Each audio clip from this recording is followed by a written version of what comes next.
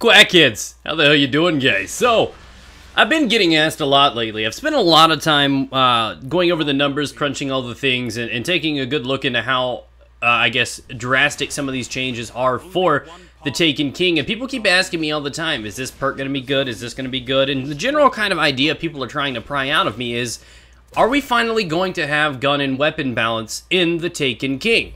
Short answer, no. Long answer, no. So, truth is, just being honest here, don't mind me, Bungie couldn't balance a checkbook. But anyways, disclaimer. So, basically, this video may come out as like a negative Nancy video. I'm not trying to like call them out on bullshit. I mean, truth is, yes, they've decided to, you know, actually prioritize Crucible for a patch once every 6 months. That's pretty bad, to be honest. A lot of this may be rightfully deserved. You may have your reservations and concerns about the game.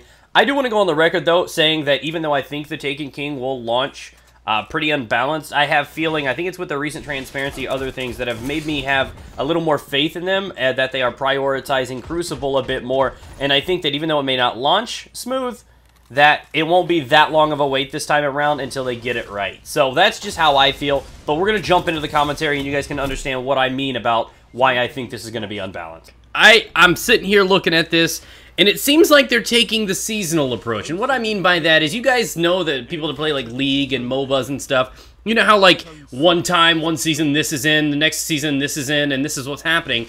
It's like the first 6 months of the game, auto rifles and fusion rifles were a thing. Booyah. Halfway through the life cycle of Destiny, 6 months in, they switch it. They nerf the auto rifles, they nerf the fusion rifles. Hell, they take the long-range maps of the rotation and throw in rumble maps into Control. Then, they make sure that hand cannons are king and shotguns are buffed. Does this make sense? Are you following me? So they go from one meta, mid-range to long-range. Now they're in the close range. And now they're nerfing hand cannons.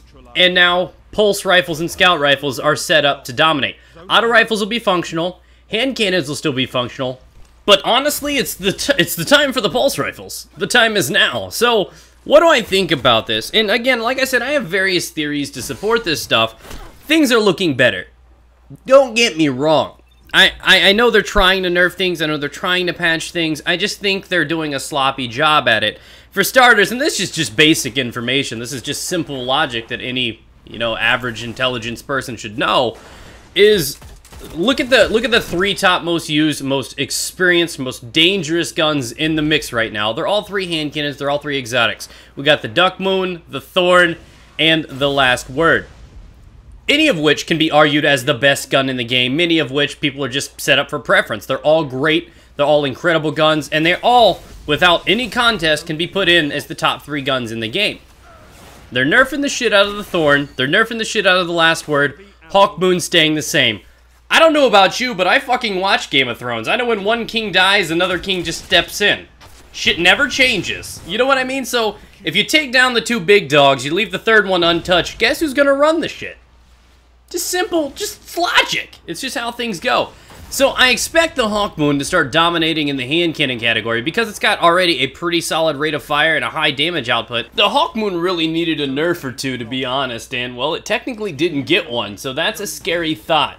Next up, the pulse rifles. I don't know if you guys have ever experienced some things, but you know how strong, like, the Messenger, the Hopscotch, the Red Death are? These guns are pretty much going untouched. As they are now is how they're going to perform then. The only catch is, now, hand cannons can't do as much. Auto rifles are getting nerfed for some fucked up reason, seeing as how they're not even used in the meta right now. People don't even equip auto rifles anymore. So yeah, basically, here we are at the corner of logic and deduction, and looking right through the window, I spy with my little eye auto rifles being less reliable at medium range, hand cannons being less reliable at medium range, leaving only the pulse rifles to dominate in close and medium range. So, again, back down to deduction. You remove the 2 most popular, the 2 most dangerous, leaving the 3rd in line to take the crown. So, that's what I see. Another concern I have, and this one should probably be very curious to see how it plays in with sidearms and other things being implemented, but fusion rifles and shotguns are so overwhelming in the Crucible as it is already, is because they're so easy to get kills with,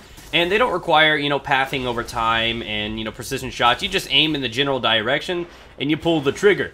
So, the catch is, now that auto rifles and hand cannons are generally going to take 1 or 2 less bullets to kill people, the time to kill is slowing down. In a game where the mobility is as quick as it is, and it's as easy as it is to get around the map now, including blink and other aspects of the game, I feel that shotgun and fusion rifle use is actually going to go up. I feel like blinking shotguns are going to be even harder to handle. You know, before I had confidence in my last word shutting down a shotgunner, and sometimes I get that. Many a times, you know, he's just already on my face, but if I do have any distance, there is a little bit of room for confidence there. Now, with these guns being a little bit slower to kill, that's a scary thought. I feel that you are going to have less chance of taking out those people that use blink shotguns, and that's a big concern, seeing as how that's one of the biggest problems with the game right now. And honestly, they're mentioning how they're going to blink, nerf it or tweak it in some way, but the fact is that no matter what you do or what any possible outcome is, I think it can still be used aggressively.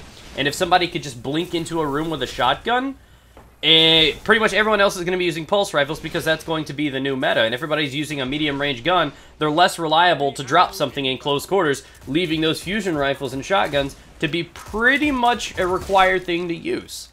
That's just how I feel. Maybe you guys think and see what I see. Maybe you don't. But either way, thank you guys for watching the video. So brace yourselves, guys. Pulse rifles are coming. What? 2 Game of Thrones references in one video? Pwn? Fuck yes. Get it, buddy.